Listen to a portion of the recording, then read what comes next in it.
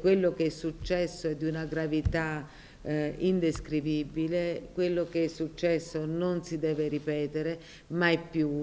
Il ministro dell'Interno Luciana Lamorgese ha incontrato in prefettura ad Ancona i familiari delle vittime della discoteca Lanterna Azzurra di Corinaldo, una strage dove nella notte tra il 7 e l'8 dicembre 2018 morirono 5 adolescenti e una madre di 39 anni nella calca provocata dal fuggi-fuggi generale per spruzzi di spray al peperoncino. Ho voluto essere qui e incontrarli per assicurare che ci sarà il massimo impegno dell'amministrazione perché i controlli vengano svolti con maggiore efficacia. Ho detto al prefetto di scrivere ai sindaci, di fare un censimento di quelle che sono le strutture dedicate al divertimento, autorizzate, in modo che vengano fatti controlli precisi, al di là di quelle che sono le autorizzazioni, verificare come vengono date le autorizzazioni.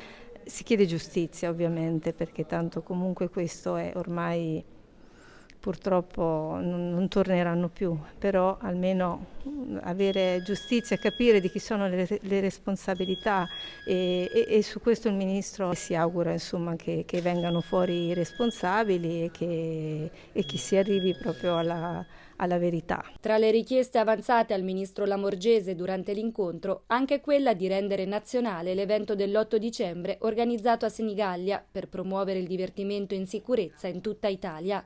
Inoltre, il Comitato Genitori Unitario sta lavorando ad un codice etico, un regolamento più serio per i locali che organizzano eventi per minori. Al termine dell'incontro, il ministro dell'Interno ha partecipato, insieme al capo della Polizia Franco Gabrielli, alla riunione del Comitato per l'Ordine e la Sicurezza Pubblica, convocato dal prefetto Antonio D'Acunto.